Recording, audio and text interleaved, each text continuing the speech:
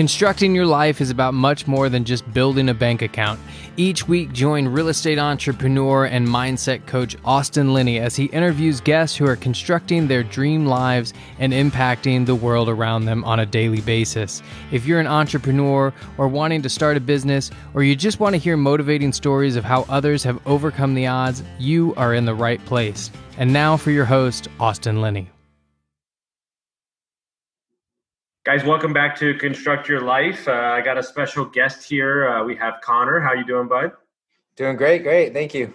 So here's the truth, guys. In true fashion, we just met 2 minutes ago. We don't know each other. I have followed him on social media a little bit, but we got introduced from a good personal friend, Matthew Foster. And if he's introducing us, we have to be aligned. So I'm looking forward to this. You are, if I'm not mistaken, a real estate agent, yes or no? No. So what do you do in real estate then? See, that's how much I don't know, guys. We're just gonna let him go.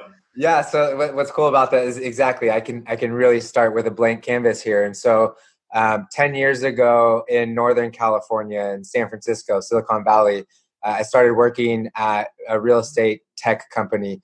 Ended up stumbling into another real estate tech company called Trulia. Was there pretty early, before IPO, before the Zillow merger. I've been now with Zillow Group, fast forward 10 years. And for really a large portion of that time, the focus has been in the front lines and trenches with the top real estate agents, teams, brokers across the country, and really trying to dissect and understand and obsess over exactly what are these people doing to sell as many homes as possible.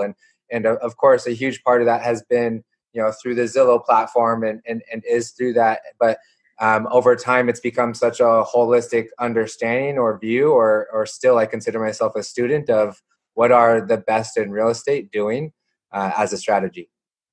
I love that. And I wish that was my job, because I love psychology major, didn't graduate, of course, but bartender for 20 years. So you might as well call it a psychology degree. So I've noticed on your social media, there's a lot of teaching, there's a lot of giving back value and stuff like that. When you're studying people and what you're doing, because there are agents out there that, they just crush it. I mean, and then you have Frank next to him who can't get a sale. Yeah. Now I believe, and this is just my personal opinion, I believe that mindset is everything. I believe that, the reason I started the podcast, you're constructing a life kind of set up to be the best version of yourself day in and day out. And that doesn't happen by just making money. It happens by, taking care of your body, eating well, family life, et cetera, et cetera. So when you see agents that are at the top field, what are you seeing from an overall point of view on what they're bringing to the table? Yeah, first part, I agree with what you said, is just 100% leaning into change. So not even so much embracing or willingness, but seeking it, disrupting themselves. So a lot of that stuff is so true across many industries. But I mean, that's almost like a foundational given to what you had said around mindset. But I think where I am really getting interested and have been interested over the recent years, because 10 years ago, what the best we're doing is just massively different to today. And so I guess without giving that whole scope, giving you a more tactical answer or focus to me is just the internet. So executing on the internet, as sort of simple or basic as that sounds, to me is the difference. And so there are still plenty of agents that quite honestly are selling hundreds of homes a year on the back of the momentum they've had from whatever it was, from magazines to doorsteps to knocking to cold calling, to name it.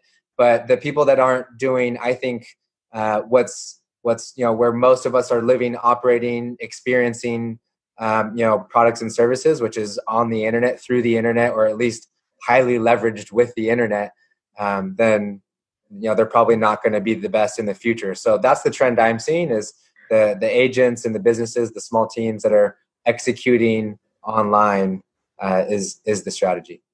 Yeah, and I think it's one of those things, especially during what we're going through currently and what we have been going through, almost a forced movement towards the internet. So maybe some of the old guard are getting on or figuring out Instagram, stuff like that. But it is wild to me that me and you are having this conversation. You're on a podcast. We met through Instagram, and so like you're connecting the dots of how everybody is connected now. Yep. It's merely about getting over your own fears and just asking, right? Or just presenting yourself to somebody. And I think as a newer agent, I would imagine you kind of have to get out of your own way a little bit and just kind of let it flow. Yeah, I mean, I mean, we all, like, communication has changed. The best, I think, in real estate and in the past, and sales has been the best communicator. And it's just now that instead of door knocking, instead of one-to-one on the phone, instead of the way we used to sort of, efficiently or maximize communication, that's changed to being on the internet. And so that's a huge part of my own personal journey. What I do within Zillow is I work with some of the best in real estate. And so I've felt not only grateful and excited for everything that's happening there, but have felt like if I can somehow just click record on some of these conversations, maybe there's one person in real estate that might find 2 seconds of value, and it's worth that. And that's kind of turned into this, sort of obsession that I've had with continuing to scale communication, continuing to understand how we're all evolving, with our phones and through the internet. So it's something that I can happily drill more into. But to me, when I look at that for realtors or real estate pros, because this is still, I think we're talking about pretty vague, high level. Like, the way I look at that one click deeper is you've got what in marketing is referred to as like lead generation, or purchasing leads, or in some old cases it's like cost per click, right?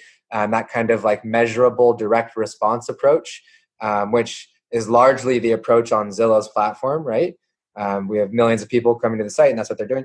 The other side that I think is also just as interesting, and just as where I think as much business is going to be generated in the future, is trust. It's brand, it's referrals. It's I want to work with Austin because I know and I like him, and my brother used him to buy a home. So, and he knows that neighborhood because he's lived there. He's helped 40 people buy and sell there. He knows the best taco shop and everything that's happening in the school district there. So I want to work with Austin. And so to me, there's kind of those two buckets in terms of sales and what's maybe a little bit more top of funnel awareness and trust. 1,000%. I use myself on the podcast because it's easy to just poke at me. What I'm doing in the process of right now behind the scenes is defining who I am as a coach and kind of my avatar and my client, right? But getting more clear on my voice, right? And I think you have to separate judgment from it, because I'm not the typical coach. I'm not the guy that wears the sweater and sits in the corner of the AC office. Like, I'll get dirty with you. I was I had a drug addiction. I was an alcoholic. I'll get real with you if you need me to get real. Yeah. And so, but it's funny because the more I tap into that, the more I feel great about what I'm doing. And I think as an agent or what we're talking about, just be who you are. You don't have to be anything for your clients. And if you do that, I think you will attract the right type of clients that you're looking for. And there's so many niches inside real estate that I would imagine that's probably what you tell the guys a lot. Just be you, like, go after your people. Yeah, I mean, it's a video. One of the agents who I work with, who I have a ton of respect for, sells hundreds of homes a year, had said video is really exposing all of us. And especially the ones who are their authentic selves, like you had just said, they're the ones that I think will attract the type of clients that want to work with them and most align with their beliefs and their trajectory. And so I think I took that whole video as exposing people really. I think. In a serious way, in that it's going to happen, I think, for everyone. Like, we can't really, the internet, when I talk about executing on the internet, like, you just can't hide from it. And so either video is going to show who you are, or people are going to see who you're not, that you have nothing to say. So I think it's something that's important. We're going to see a lot more of this kind of, interaction in the future. I love it. I love it. I'm already excited about the first part of the conversation, but let's talk about what I really care about, because nobody that I talk to in real estate or in the world, we ever talk about real estate. We talk about family life. We talk about mindset, just health, all that kind of stuff. So let's talk about how you've cultivated what I believe from the little videos I've seen is really what me and Maddie A call a whole life. You're a whole life millionaire. I see you with your kids. I see you with your wife. You're adding value at every turn. So talk about the journey on kind of cultivating that mindset around, how you approach your life. Yeah, so really ever since I was younger, I've always had this sort of competitive love for sports. Played about every sport growing up, and at the same time was like one of the smaller guys on the field or on the court. And so I think in a way I was fortunate to maybe have the right amount of friction over the years that made me both angry enough to have ambition to a level that I really still have today, and amount of hunger, but also I guess the amount of patience and discipline that I feel like I want to have in order to get to where I want to go. And so it's when you talk about like leadership for the family and things like that, or trying to bring value to people around me, it's something where I truly am trying to have such a long-term, play the long game, positive impact, that I'm thinking about, way less transactional moments than I used to when I was younger in terms of like making money or doing short-term things, but instead trying to think about more of a impact in my why. And just to not talk about shorter people, but just in context, meaning I love to work with guys who have been, this sounds so weird to say out loud, but I love to work with guys that have had a drug addiction or they've been to prison. It's a chip on the shoulder. 1,000%, right? And I would imagine that in school, you had to work harder, you had to put yourself out there more. I would imagine, there's a lot of people in life that shy away from harder things, or I can't do it, I'm going to stay in my comfort zone. But I would venture to guess that's probably kind of what made you who you are today, right? A huge, and it's something that, quite honestly, even only in the last few years have my wife and I started to talk about this, because so I have 3 kids, 5, 4, and 1 years old, and that sort of creates moments of reflection where you kind of start to see yourself as a mirror in a way, or the kids will sort of whether it's innately or what you teach them, you kind of start to reflect on why we are why we are, and how we behave. And so it's definitely created, I think, a positive chip on my shoulder, in that it's made me hungry, but I'm sure it has its limitations, which I've touched on as well. Amen. And see, that's the key. You just gave the golden rule, because I have had everybody asking me my entire life, when are you going to lose the chip on your shoulder? but I thought it was the only reason I was whatever you want to call it. Success is a BS word, but I thought it was the only reason. And it wasn't until I stripped away and realized that it was just me that got me here, that changed my whole mindset on it. But I agree, used in the right way, it can fuel you, but it can't fool you forever. Yeah, I think it's as long as you have like a true, honest sort of I think view of or awareness or self-awareness, right? Like I'm genuinely happy today as well. Like I'm telling you, everything that I have in my life, between the health and the wealth and my kids and the relationships, like I'm truly happy where I'm at, and at the same time and have this sort of intense hunger for the ambition. So I think it's a chip on the shoulder that I've sort of learned to love, I guess. 1,000%. And because of that, I think me and you have the same mindset. What I tell everybody is the 2019 version of myself is not acceptable in 2020, and the 2020 is not acceptable in 2001.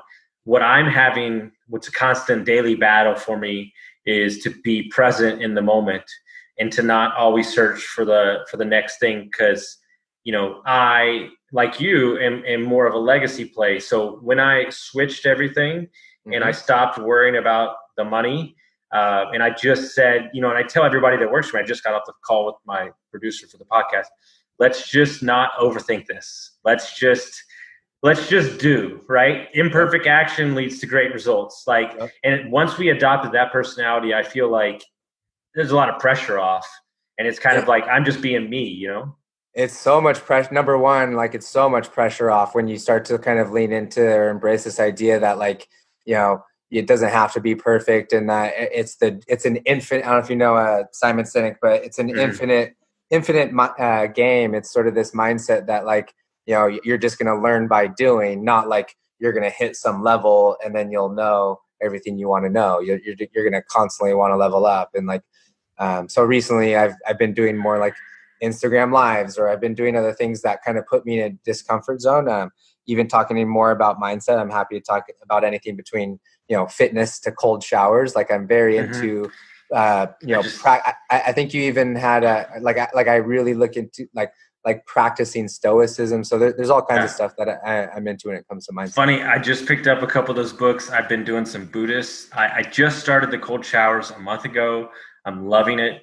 I already signed up for 3 Ironmans. I've never done one. So, I think that's pushing myself out of the comfort zone. What's your cold shower situation? Sorry, real quick. I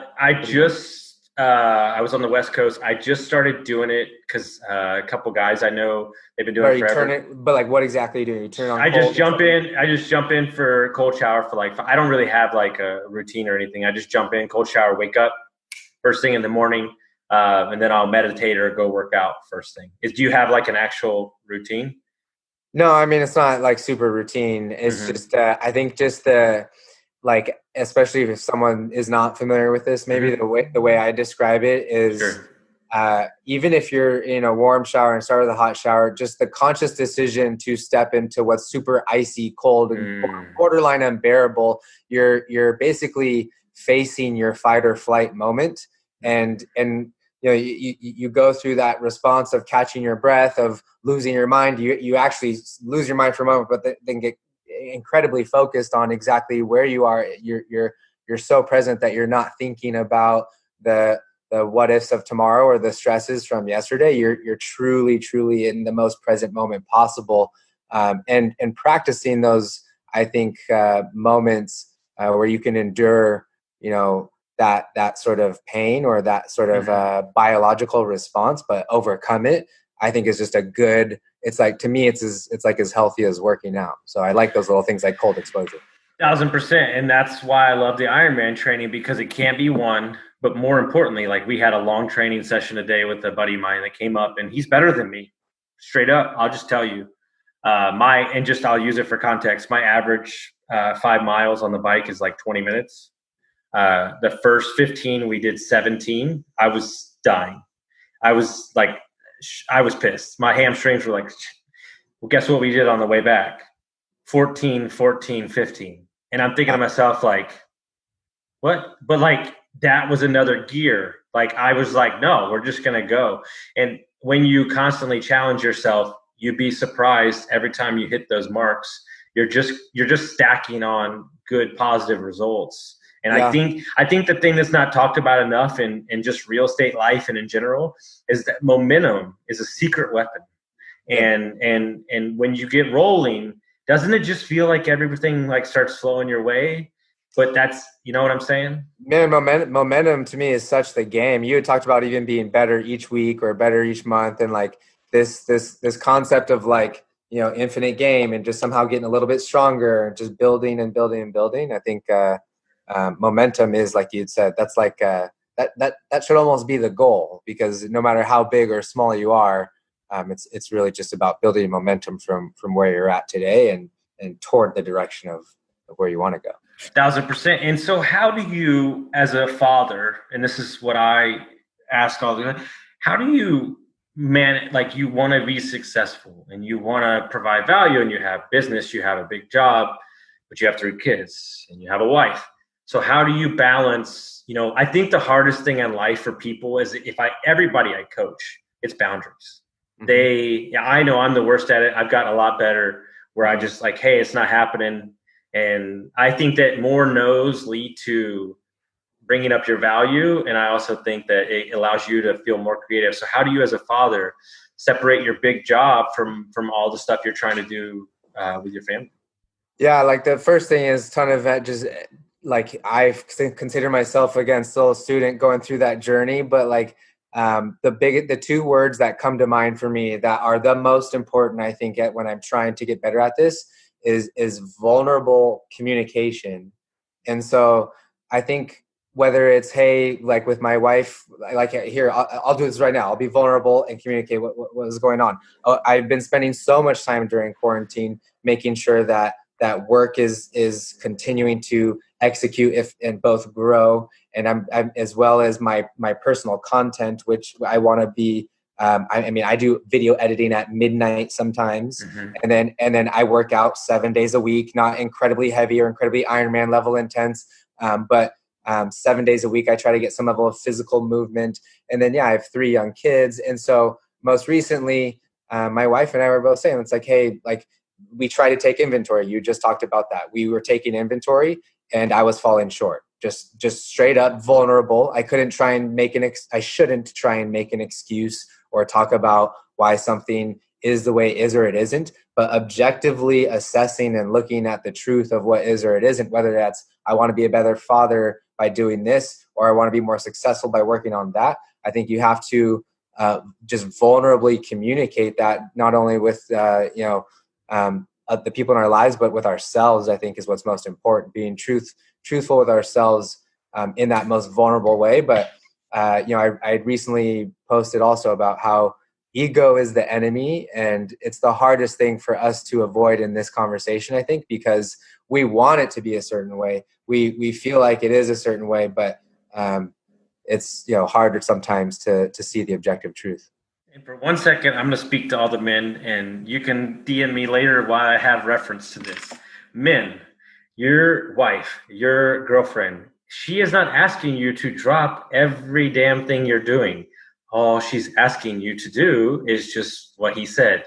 Be vulnerable and say, I'm sorry I missed the mark. I will get better. Now, rewind that, play it again.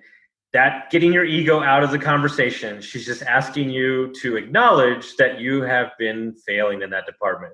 That's it.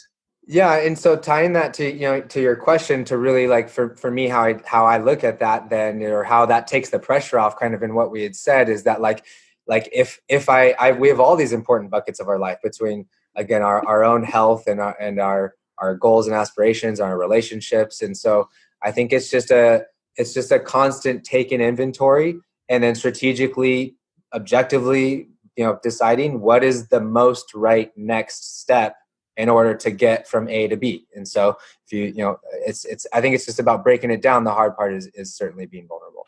Sure. I mean, it's, my buddy in Arizona, Templeton, he's got like 3 kids. He's doing so many deals, but he's still like super present, and it's great to see that it can be done.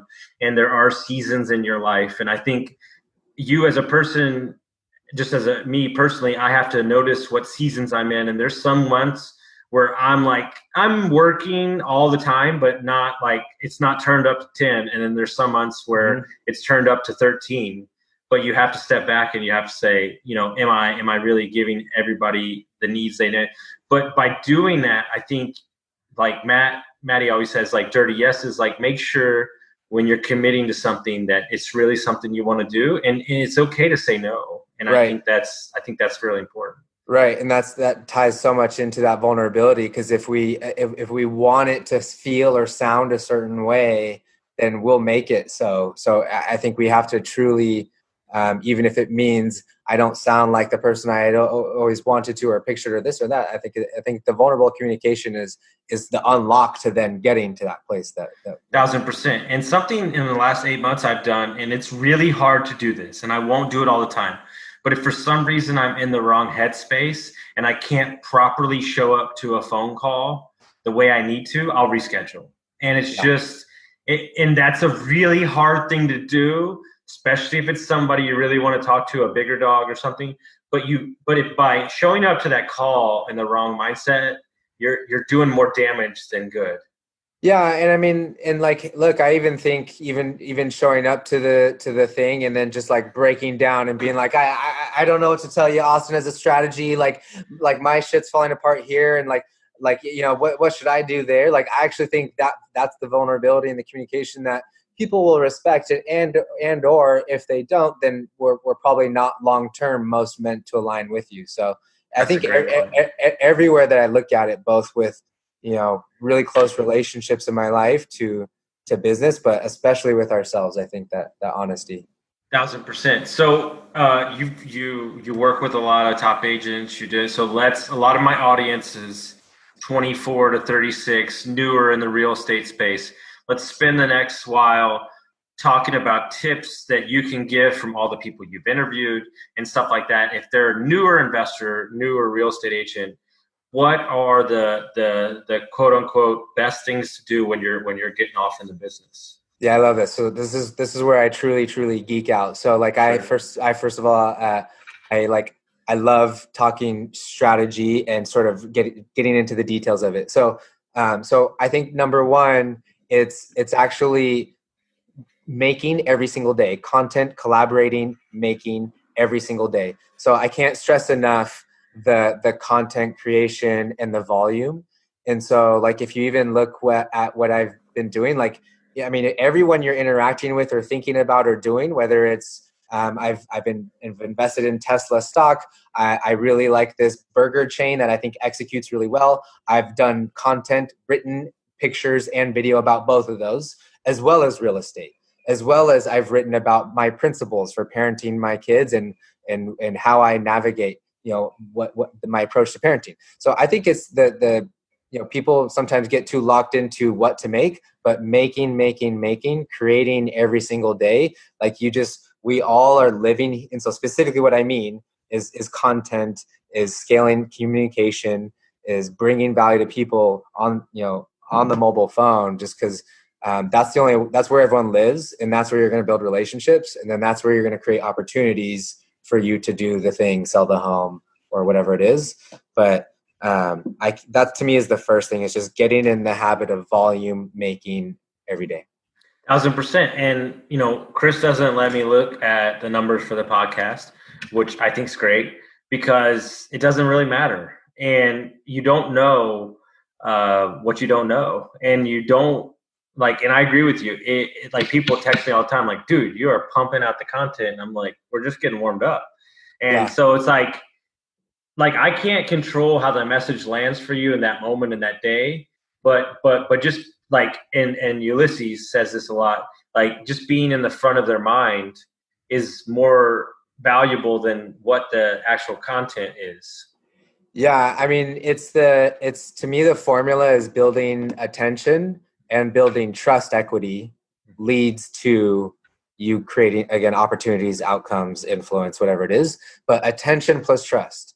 And so the hard part is people backed into our ego conversation. Like, there's all kinds of ways that you can buy fake followers or get fake engagement or make it look like you're getting attention or make it look like someone trusts you. But I think the hard part is actually because I so much like that you're head down, tunnel vision on creating and making, and I have this obsession with like also paying attention to how your message resonates with the listeners. I do think matters. I think you want it's not 50-50. It's 100% being the most authentic Austin as possible, talking about the things that are real, vulnerable, and you, and being strategic about how you get that message to as many people as possible. And so I think like when we, more specifically, like the way that you're chopping it up on Instagram makes a ton of sense. The way that you're making micro edits with captions, headlines, that kind of stuff makes sense. I haven't checked out if you're distributing on LinkedIn or an Sure. email but the point is like learning contemporary communication is I think a huge part of getting your actual message distributed. Yeah, and when we launched like 6 weeks ago, the greatest, I knew it was done, and he's like, "Look, the guests are great, but like you're ridiculous because you just call yourself out on everything." And I was like, "Okay, we're good. Like we're good." Like I'm authentic. I'm not trying to be anybody I won't, because one of my big things that I'm on right now, I'm on my soapbox.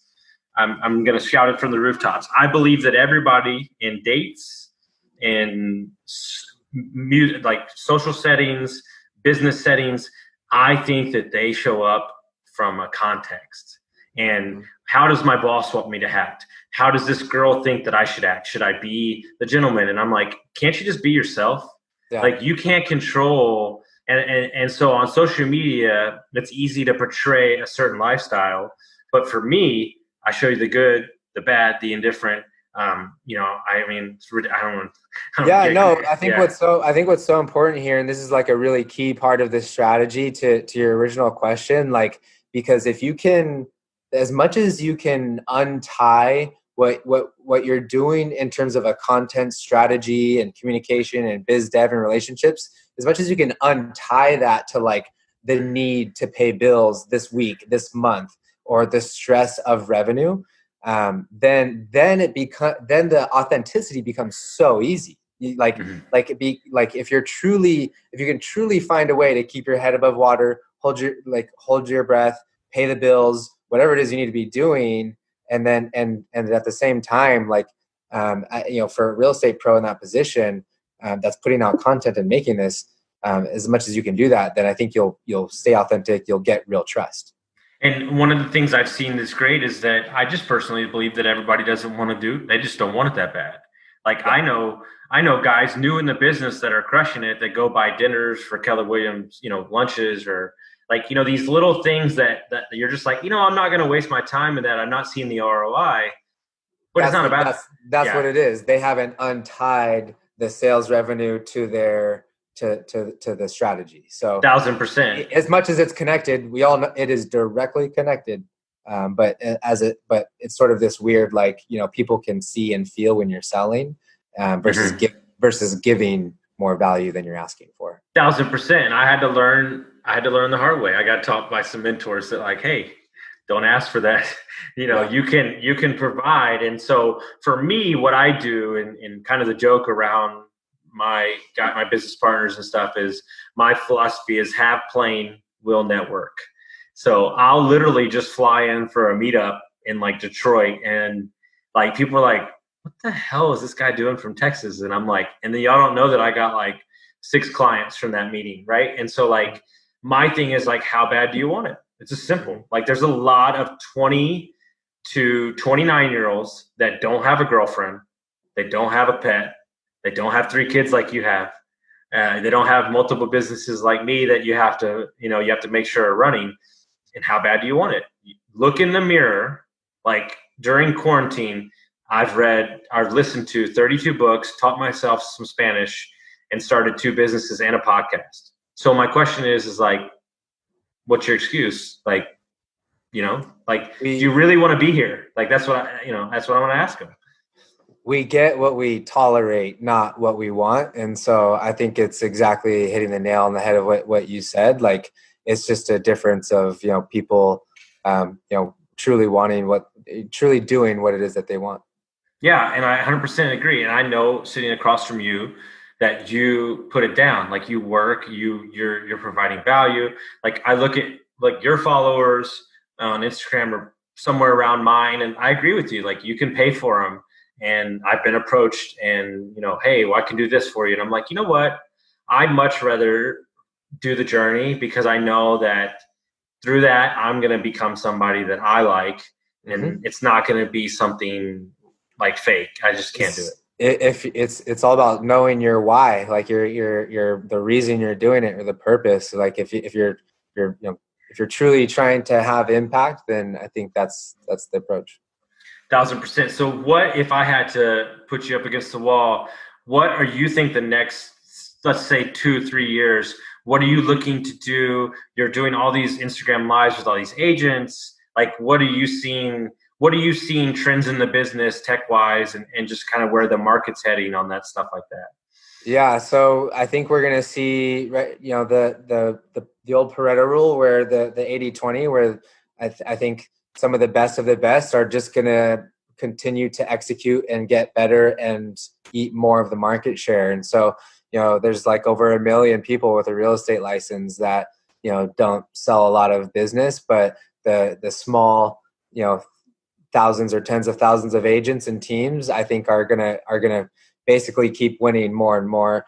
And then we're also going to have this turnover and shift and opportunity of emerging sort of stars who, like, I've seen it in Northern California, where agents are still in this stage where they're selling, let's say, closer to like 10 to 15 homes a year, which is nice in that area, that price point. But like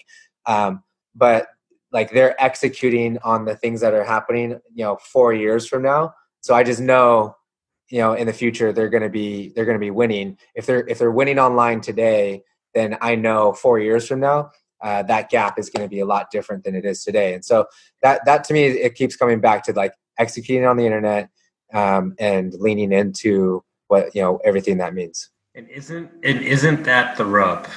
Because I would say that 60% of people, maybe it's bigger, won't follow through with that because they want that now. Yep. And what they don't understand is that, my friend's dad, who's an agent here, has been crushing it for 20 years, and he just uses email. And, but like they can't see the big vision. Like, you could be, you know what I'm saying? Like, I'm in a weird way, like, and first of all, like, all health and safety wishes, good wishes to everyone. But do you remember that chip on my shoulder? Like, yeah. So I'm excited, Yeah. like, cause the winners are going to win and the losers are going to lose, and it's going to be fun to watch it play out. 1,000%. And it's like, if you're truly of an unstoppable mindset, it doesn't really matter what comes your way. It doesn't really matter what coronavirus happens. It doesn't really matter if there's another virus. It doesn't really matter if the whole real estate game changes. You're going to succeed and you're going to find a way. And yeah. I think I only want to be around people that are doers. I don't want to be around people that make excuses. I can't stand it. And then to me, like, what's so important that goes with this, because I do think this is a strategy everyone should be doing, but having like a real understanding with why is, I think, just so important, with, again, vulnerably answering honestly with ourselves. Because I do think if people are listening to this and thinking they're going to launch their podcast or do their micro video content or whatever it is, because they have this, sort of 4-year dream and there's all this pressure, I think that's sort of set up to fail. I think the real strategy that I like about this is that if you almost reframed it in your mind, which I'm sure you're almost doing, Austin, is you get to just meet a bunch of people and pick their brain and learn from them without them like either charging you money or without you ever, doing anything other than getting to do, like, choose who you get to pick and have fun in the places that you want to have. And so it's then you already won. So that to me is the approach. This is my own mastermind. It's awesome. Exactly. I had an interview with a dude the other day, Chris. He's like a new friend. He's got crazy multifamilies. I'm like, this is great. But true story. I was in Austin recently. Good friend of mine, huge investor. Where I run his Airbnbs for him. He said something to me that will forever change my life. 2 things. He said, be careful when you, and I'll use it pun intended, be careful when you're constructing your life that you might be living the life that you always wanted right now, and don't be seeking something else. And I wait, holy crap. Yeah. Like this is what I fought for 20 years, and I'm here, and I'm not paying attention that I'm here. And so if I'm here, right, then who cares what it looks like dollar-wise, how many people listen, you know what I'm saying? Like, it doesn't really matter, because this is what I wanted. I wanted to do real estate. I wanted to connect people. I love to help people. Okay, I'm doing all those things. So if I just live in that, then the rest of the stuff doesn't matter, and it'll happen over time. It's so cool, and it's so true. And I think if people can even figure that part out before even thinking about content or communicating or documenting, like, I think for the longest time I was so in details trying to envision and do feel grateful for now that I get to work with top real estate pros, learn from them, and talk strategy. I get to, before COVID, was traveling around and meeting all kinds of people. And so I felt fortunate to just at that point start sharing and documenting that, to where again, there was no pressure. I basically didn't care if I got 0 views or 1,000 views. And that to me is the best way to like remove any kind of insecurity or and happens to be, good for the strategy. As you meet people, like I'll share this on LinkedIn and someone else will come into your circle, and that just leads to more relationships, more value. 1,000%. And you have to just remove it. And I mean, it's like what I have to get over to, and it doesn't matter how many I've done of these. I've recorded like 30, 25, but I have to get out of my own head on like, hey, like, why is anybody listening? I just have to get out. And the reason I'm telling you all this is because this is a daily thing for me. Don't think I come on here and it's like, hey, I'm just haphazard. Like, no, I'm nervous, like at all times. And I'm playing chess in my mind, trying to give y'all the most value. But when I remove, like he said, the second thing he said, I just remembered. He said, why does it fucking matter how many people listen? Because do you want to do a podcast? I go, yeah, I've always wanted to do one. Okay, well, great. Who gives a shit? Yeah, I heard someone say a gut check that I like in this approach is let's even, it's not even an if. Let's pretend it's a rule. No one gets to listen. You get 0 listeners. No one gets to know what you're up to. Mm-hmm. Now what are you going to do? So you don't get to promote it on Instagram. You don't get to show people the books you're reading. Like you like no one knows. So now what are you going to do with your time and your energy? And I think that's often a good gut check to really be honest with ourselves around why am I doing what I'm doing? Dude, that just made me uncomfortable. That was awesome. Hey, but true story. You'll love this. So I have a friend out in Scottsdale. Her name's Mara. She's amazing. We do Ironman training together. She has a rule with me, and I think it's a game changer for me. I haven't shared it with anybody. So think about this, because I'm going to take you somewhere. She does not allow me, when I'm describing a vacation or a moment, she does not allow me to show her the picture. She makes me describe it to her. I like that. And here's what's crazy about that. Now, when I've gone out into experiences, now I know I have to explain it. So I am fully taking it in instead of just taking a quick picture. Because everybody looks at your pictures and they're like, but if you can take somebody to that place, holy crap. Yeah, completely. I mean, it's a great way to sort of force the brain to go through that thinking process. Like I actually, like when I mentioned Tesla and In-N-Out Burger, if you're familiar with them. Mm-hmm. So like that's the burger chain. Like these are just 2 companies that like I obsessed over I actually don't own a Tesla car. So I have a 2001 Tacoma, but I have Tesla shares. I'm obsessed with the strategy, the company. I was basically annoying my friends for years about it. And so easily that it was a piece of content that I think I could talk about. And so it's this authenticity, this idea of like, again, if it not for, I mean, it's tough because I said it earlier, it's not 50-50. I think it's 100% the things that make you. So like be authentic you with sort of no hedge, and 100%, are like being mindful of like, is this upsetting people? Is this exciting people? Is it inspiring people? Is no one engaging with it? Or do a lot of people engage with this kind of content in this format, in these places? So I sort of have this equal curiosity for the strategy of the distribution as much as the message that's being distributed. 1,000%. Thank goodness I don't have to deal with that, because that would just I'd go down a rabbit hole. Yeah. But what's exciting is that I think, as I'm sitting here talking to you, I'm becoming more comfortable and like we're really aligned on a lot of stuff. I think that what we're going to see is this type of content, this honest, open stuff, and that's what. And look, I have a soft spot in my heart for women. It's rough out there. It's different. The external forces are different. But when you can remove judgment from what you're putting out there, and that's what I tell all the clients that I coach, like just put it out there. Who cares how it lands? If you're going to buy a sweater, talk about your damn sweater. Who cares? Like, because I would imagine that what your kids are seeing is like, they're not watching the content, but they're watching like daddy cares about what he's doing. And like, that's what it was Aaron Wagner, this guy I follow on social media. And he said, right when the pandemic started, he said, hey, you idiots. He said, do you understand that the way that you react to this, your kids will have to deal with 20 years from now?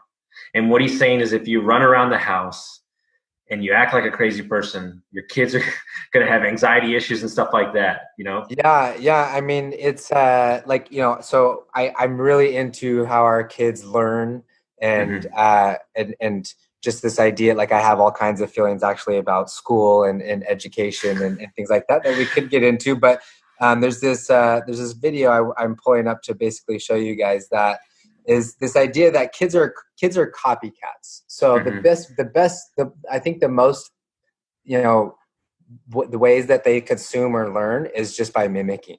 And so exactly what you had said, I mean, it's even way less of what we tell them is happening or how they should handle it. They're simply just going to look at the leaders and then sort of behave like them. 1,000%. And I had on a previous podcast a couple episodes ago, Aaron and Musteghi, and I absolutely love what they're doing. The 5-hour school week, they wrote a book, the homeschooling, stuff like that. My wife and I follow 5-hour, and we are doing homeschool as well. Yeah, we were doing homeschool before the pandemic. I love that. And so I think it's great. And I would put a Rich Dad Poor Dad book in a 2-year-old's hand if I could, and he'd understand it because that's how much I care. Because I feel like one of my big whys is I want to create a school between high school and college because I was lost. And I think that a lot of kids are lost. And, why are you shoving a curriculum down your kids that doesn't get them ready for life? And, you're finding that Aaron said, I was like, what is kind of fulfillment do you get when your kids touch the ocean in Portugal? And he goes, you can't beat it. And like, dude, he's got a 12-year-old that has like 3 businesses. I'm not joking. It's for real. Look, this one's a real big passion for my wife and I. We're homeschooling way before the pandemic and plan to. I don't even necessarily love to throw the term schooling in it because it's one of those where even as you said create a school. There's a part of me that was defensive and a part of me that's like you're doing it now. You said there's an 18, 20, 30-year-old that's listening. They're learning. That to me is the new school. I mean, my school. That's powerful, dude. You just blew my mind with that. That's super powerful. It is and it's not even because I think it's motivating in a way. Like truly, not even that. I just think internet has disrupted education as much as any other industries right now. But information right now is everywhere. We can learn from anyone, everywhere, all the time.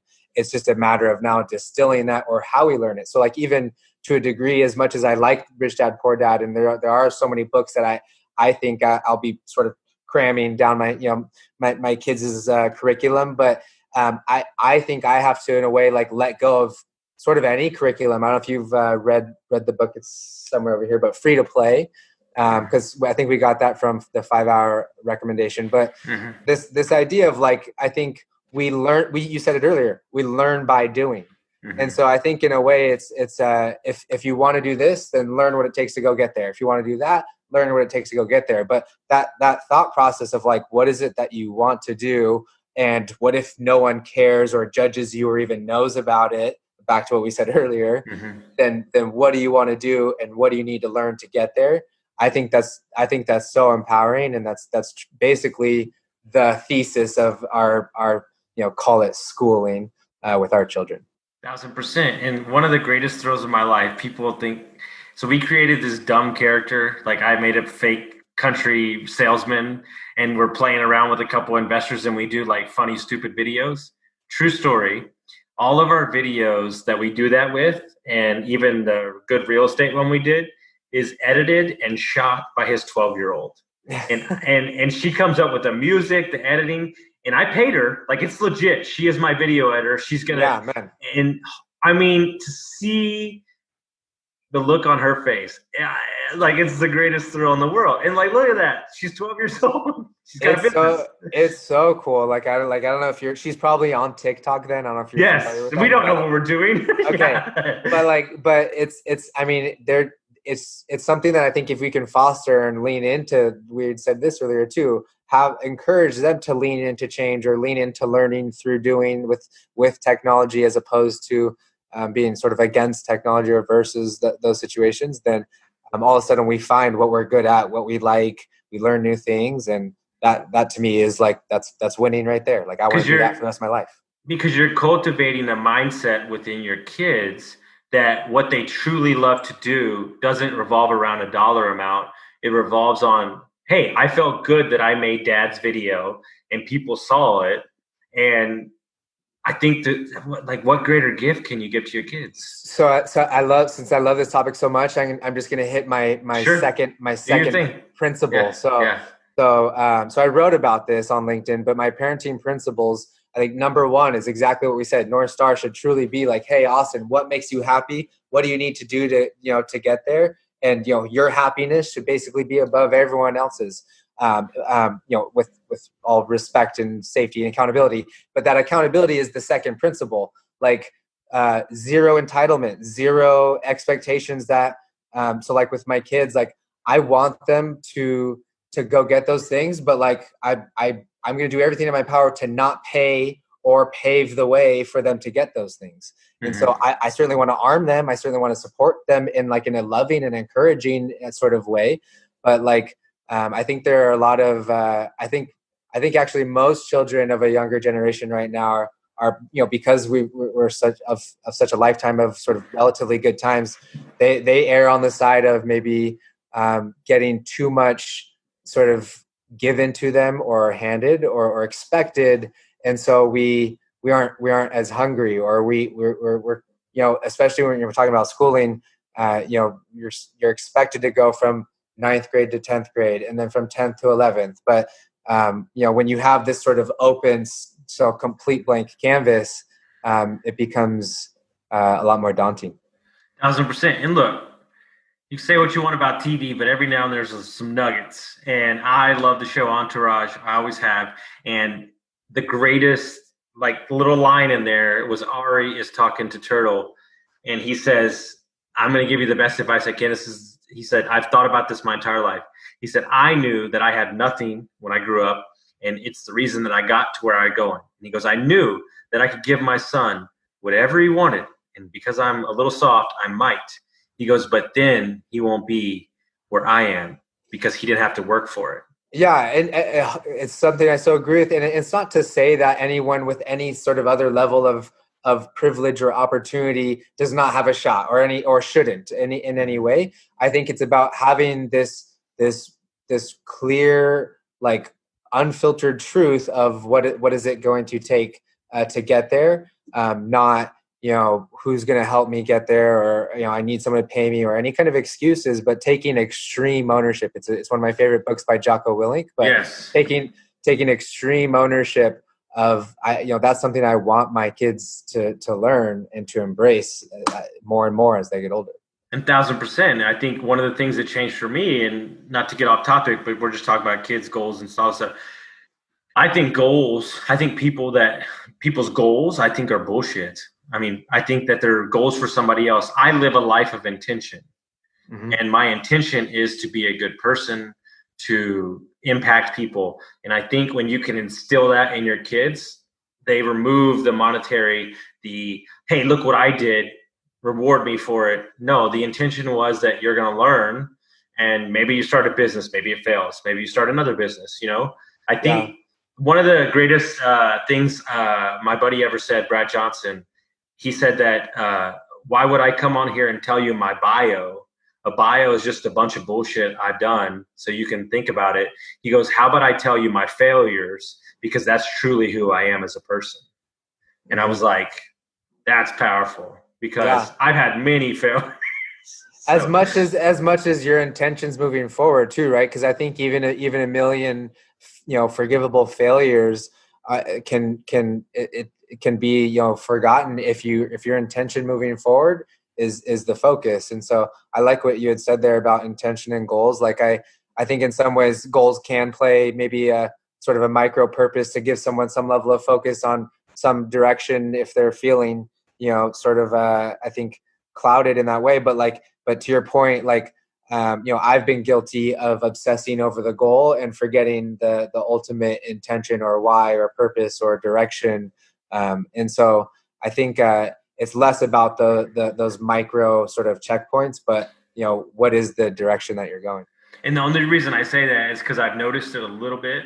Well, I can't meet my goals for 2020 because of the virus. Yeah. Who gives a shit? Change them. Life of intention. Yeah. Yeah. Even just you saying goals for 2020 is just a good example. I think if you're setting a goal on January 1st, that's probably one of the biggest indicators that it's not going to be met. But again, I do recognize some people operate, differently. And Look, hack your own brain. You can do whatever you want. If you're a miracle night, then do a miracle night. I know a lot of people that work better at night. I like to get up in the morning. I was a bartender for 20 years, It's true. It's so true. Hacking your own brain. I'm even just thinking about it now. I think there are probably plenty of successful people that have just operated on goals.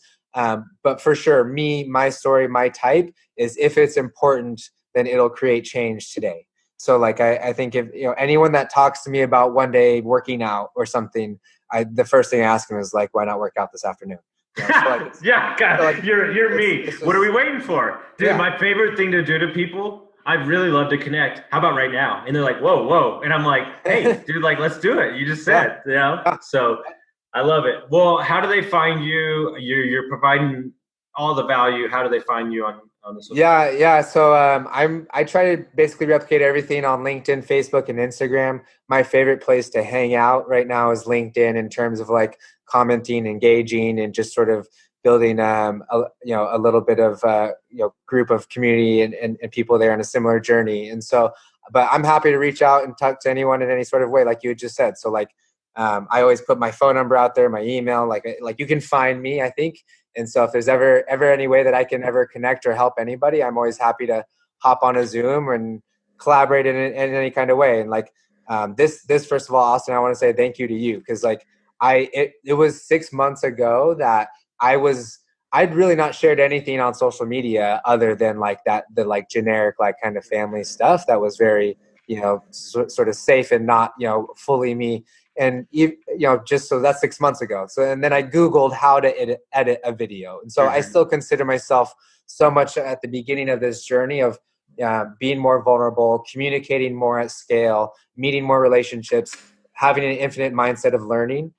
So I really appreciate connecting with you, and I'll be looking forward to doing some edits and having my own fun with. I'm all about it, and we're gonna send you a bunch of videos when it comes out, and you can go away with them. Guys, cool. If you like this episode, make sure to share it with your friends. Thank you so much for coming on, Conor, and we'll see you later, bud. You got it. Thank you.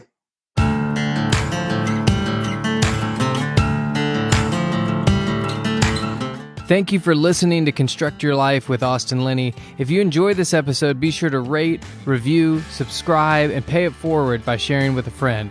Most importantly, take this opportunity to start constructing your life by taking immediate action on what you learned. For show notes, resources, and more information on one-on-one coaching with Austin, visit constructyourlifepodcast.com.